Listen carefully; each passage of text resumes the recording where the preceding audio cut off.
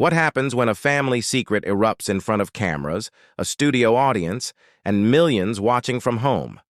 When a will reading, usually a private, delicate affair, becomes a stage for humiliation, favoritism, and a plot twist so cruel it leaves the world gasping. Before we dive in, make sure you hit subscribe to channel name and smash that like button. Drop a comment too. This story will have you choosing sides before the first minute is over. The lights in the studio dimmed just a little, enough to cast long, dramatic shadows across the glossy black floor. The audience murmured with anticipation, leaning forward as if they could already sense that tonight's interview wasn't going to be the usual celebrity confession or public apology. There was tension, thick, electric, buzzing between the host's bright white smile and the stiff, glassy expressions of the two guests sitting side by side. My parents. They were known among high society circles, philanthropists, business icons, the kind of couple tabloids called American royalty. Their lives were sculpted, curated, flawless. At least, that was the version the world knew. I sat alone on the opposite couch, adjusting the microphone clipped to my shirt, pretending not to notice the audience whispering. They recognized my parents. They recognized my sister sitting confidently beside them. But me? I was the family footnote, the background character. And tonight, I was about to learn just how deep that unspoken truth went. The host cleared her throat, that iconic voice echoing across the studio. "Tonight," she said slowly, stretching the moment like elastic, "we have a story unlike anything we've featured on this show before. A will reading that didn't happen behind closed doors. A will reading that turned into a national controversy." The cameras panned to my parents. My mother lifted her chin, smiling like she was posing for a portrait. My father crossed one leg, relaxed, self-assured. Too assured. And then the camera found me. My stomach tightened. The host leaned in. "Let's start with the moment everyone's been talking about.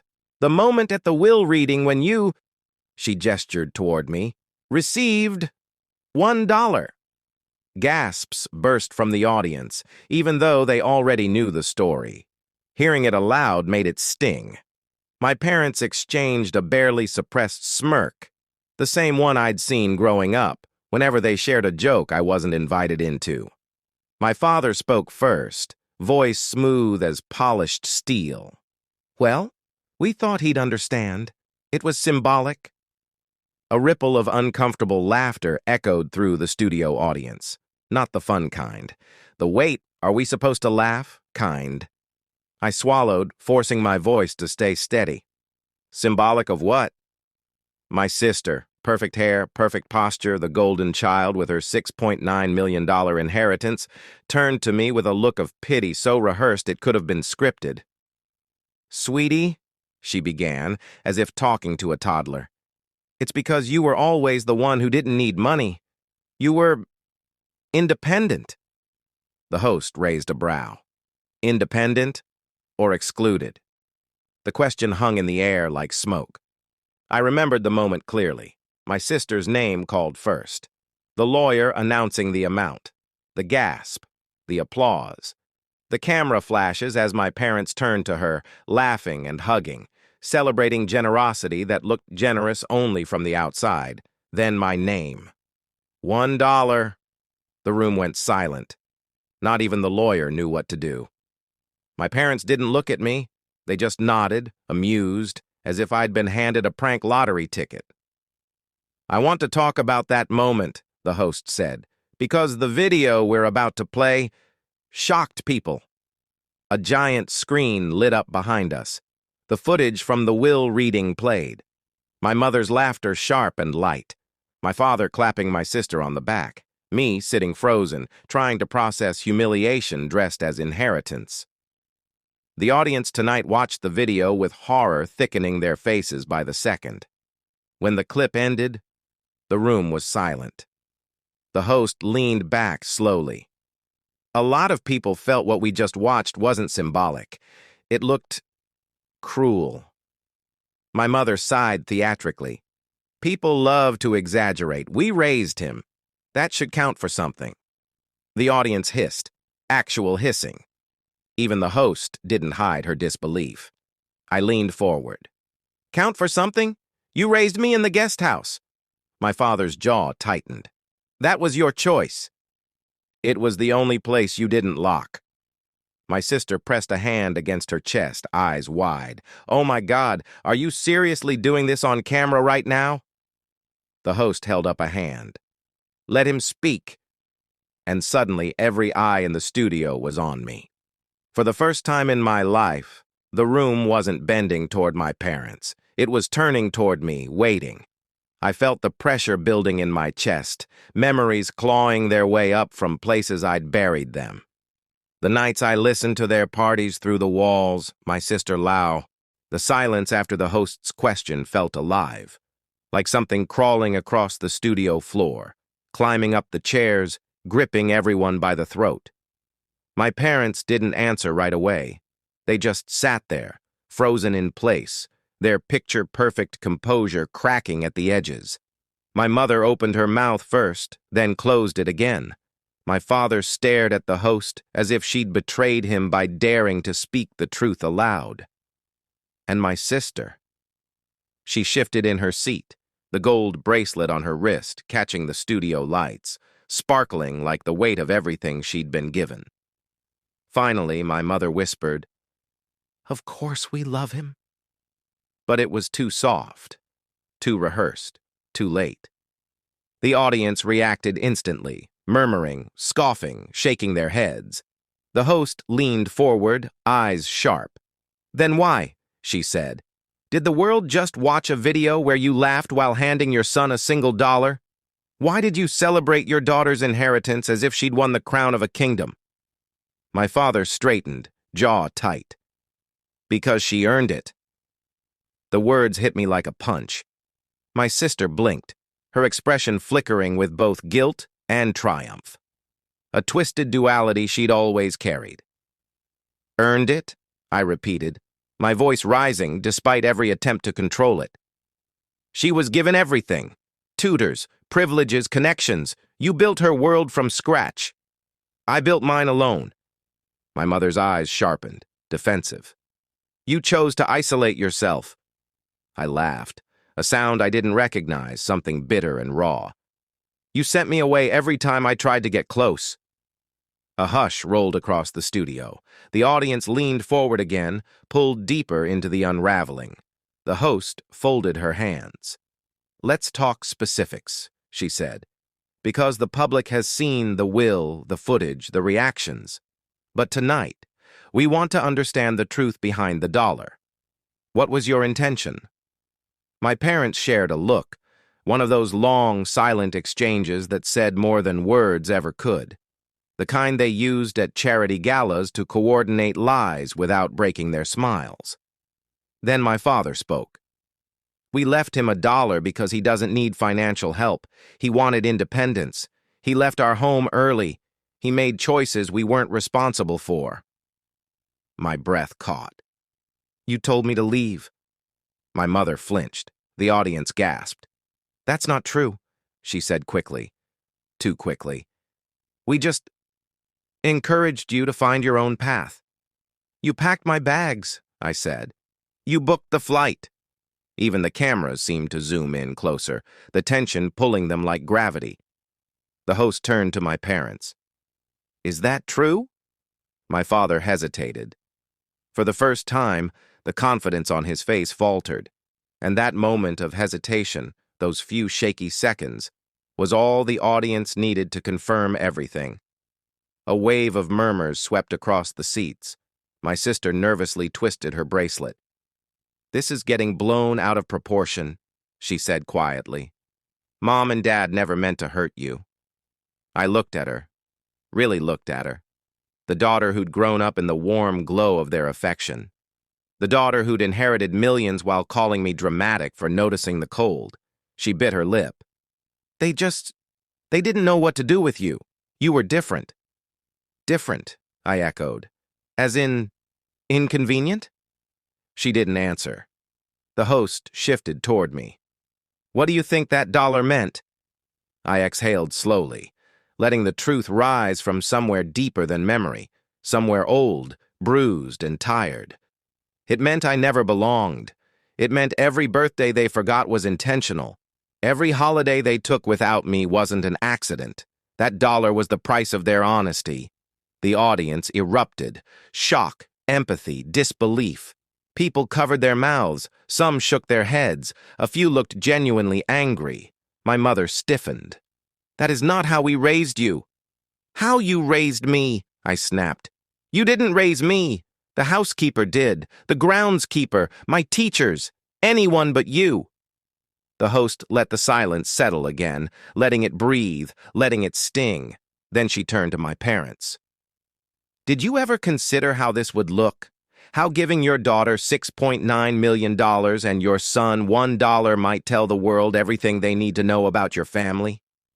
My father's voice hardened.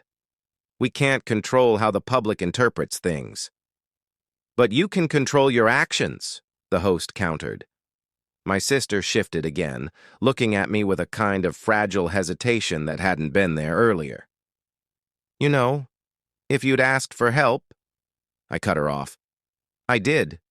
For years. She froze. The host looked between us. What kind of help? I let the truth come out, the way a wound bleeds when finally opened. I didn't want money. I wanted support.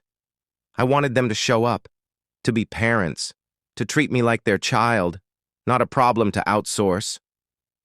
My mother covered her face with her hand for a moment. Not crying, just overwhelmed by public disappum. The studio lights dimmed to half power during the break, but the tension didn't dim with them. If anything, the shadows made everything sharper, like the truth was finally beginning to crawl out from beneath years of polished family image and glossy magazine interviews. The audience whispered among themselves, turning in their seats to trade theories, pointing at my parents, at me, at the massive screen behind us that still showed the last paused frame from the will reading. My mother's frozen smile, my father's triumphant nod, my sister's gleeful disbelief, and me, sitting there, stunned, humiliated, and silent. The silence between us now was heavier than anything words could fill. When the countdown began, returning in 5, 4, 3, my mother straightened her blazer. My father smoothed his cuffs. My sister took a long breath. I didn't move. The host came back on with that calm, steady voice that could slice through steel. Welcome back, she said as the audience applauded.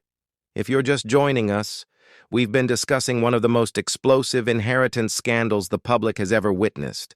But now, we're going to address what happened after the will reading, when cameras weren't rolling, when the world didn't see what came next. The audience leaned forward, practically vibrating. My parents shifted in their seats, sensing danger. The host turned to me. You said earlier that the dollar represented the truth you'd felt your whole life. But something happened after that moment, something you haven't talked about publicly. Can you tell us what it was?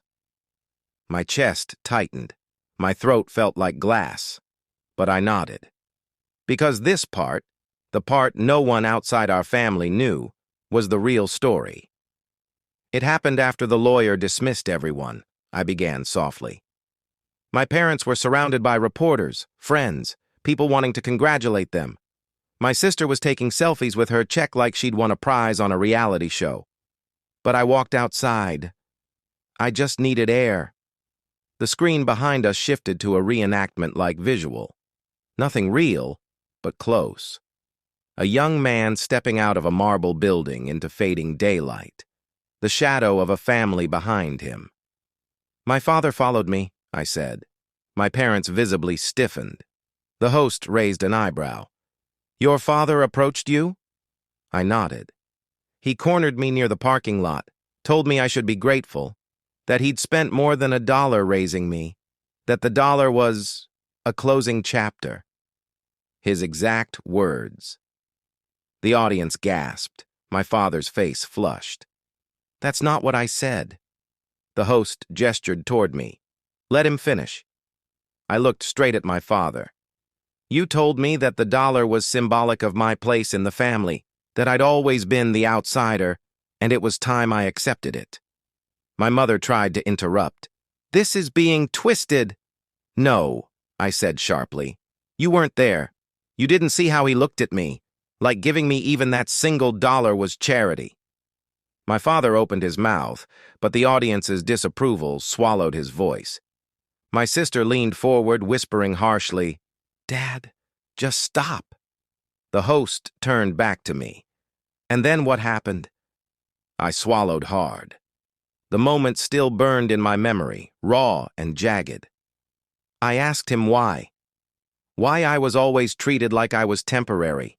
Why the love he gave my sister never reached me. The screen behind us froze on the reenacted father-son confrontation, backlit by streetlights. "And he told me," I said quietly, "he said, 'You were never supposed to be the main heir. That was never your role.'" The studio erupted, shouts, gasps, disbelief. Someone in the front row covered their mouth in shock. My sister's face crumpled. She turned to our father. "Dad, you didn't." He rubbed his forehead, refusing to meet her eyes. The host's voice cut in, low and serious. "Are you confirming that those words were said?" My father stayed silent. The silence said everything. My mother stepped in instead, voice trembling. "We always had plans, responsibilities, expectations. Our daughter was—" The host held up a hand. "So, your daughter was the chosen one, and your son was not?" When my mother didn't answer, the audience booed. The sound trembled the air, but the host wasn't done. "There's something else," she said, looking at me. "Something the production team uncovered. Something we haven't shown yet." My heart hammered. My parents blanched. The big screen flickered, and up came a clip. Security footage from the estate, my parents, my sister, a private conversation inside the foyer the night before the will reading. My father's voice echoed across the studio speakers. "He'll make a scene. Just ignore him. He's always been dramatic." My mother laughed lightly. "Honestly, $1 is more than he deserves." My sister added, "He'll get over it. He always does. He's used to disappointment." The audience erupted. Shouts, groans, people shaking their heads in disgust. My parents looked like the floor had vanished beneath them. When the cameras came back on for the final segment, the studio felt transformed. What began as a polished celebrity interview had turned into something raw and electric, like the air right before a storm breaks. The audience wasn't sitting back anymore. They were on the edge of their seats, eyes locked on the four of us with a kind of stunned hunger for the truth. The host's face was composed, but even she carried a flicker of disbelief. She looked into the main camera and spoke with a gravity that made every word feel like a weight dropping onto the stage. "Welcome back. We've witnessed family revelations, hidden footage, and painful truths. Now, we arrive at the question the world has been asking since this story went viral. Will this family reconcile? Will they take accountability? Or will this moment mark the point of no return?"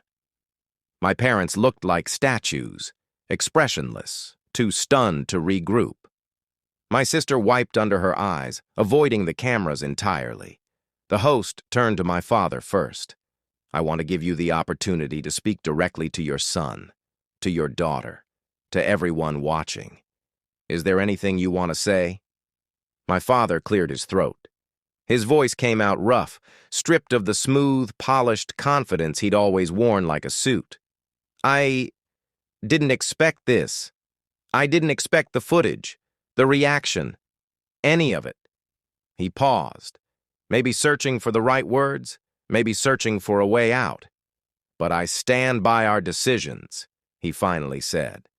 The audience erupted, boos, scoffs, disbelief. The host raised her hand to quiet them, but the damage had already struck the air like lightning. My father continued, voice hardening. "Parenting isn't perfection. It's choices, and we chose to invest in our daughter because she demonstrated dedication to the family legacy." "And your son didn't?" the host asked, eyebrows lifting sharply. He walked away, my father replied. He separated himself from us long before any of this. My chest tightened, but I didn't look away. I met his eyes and said quietly, I separated myself to protect myself. My mother finally spoke.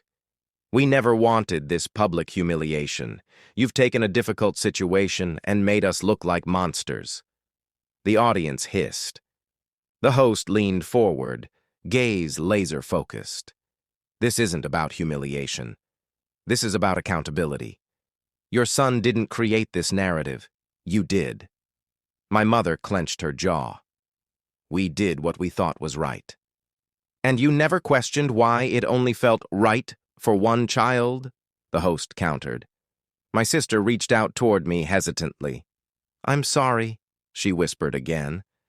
I didn't know what it felt like. I never saw it from your side. Because you never had to, I said softly. She swallowed hard, tears gathering. I thought we were a family. I thought you were just distant. I didn't realize I was standing on ground built from everything you didn't get. Those words hit harder than anything my parents had said. Because she wasn't lying. She wasn't deflecting. She was finally seeing. The host let the moment breathe, then turned to me. You've shared your truth openly, courageously. Now the world wants to know. What do you want? An apology? An explanation? Closure? I took a long breath. What did I want? Not money, not inheritance, not a rewrite of the past. Just honesty. I want acknowledgement, I said. Just once. I want my parents to admit that what they did was unfair. That the dollar wasn't symbolic, it was intentional. That they hurt me. My parents exchanged a look. A long, heavy silence passing between them like a wall forming brick by brick. My father's jaw flexed. We're not apologizing for our choices, my mother added. You're sensitive. That's the issue. The audience exploded. Anger, disbelief, uproar. People stood from their seats. Some shouted. Others shook their heads. The host even recoiled slightly, stunned by the coldness of their response. My sister looked as though her heart had shattered. Mom, Dad, please, just apologize, please. My father didn't turn toward her. We have nothing to apologize for. That sentence, cold, final, felt like the last nail sealing a tomb. Not mine. Theirs. The host turned to the camera, her voice trembling with the weight of the moment. You've witnessed it here, in real time, a family dividing in front of the world. She looked at my parents. You had a chance to make this right, and you chose not to. My mother crossed her arms, refusing to look at anyone. My sister's shoulders shook. I exhaled, a long, steady breath that felt like decades of weight dissolving. Then the host said something no one expected. We've received live reactions from across the internet, she announced. Hashtags are already trending, and the overwhelming consensus is clear. The world feels your son deserves better. My parents looked blindsided, caught between public scrutiny and their stubborn pride. My sister turned to me, voice trembling. If you ever want to rebuild,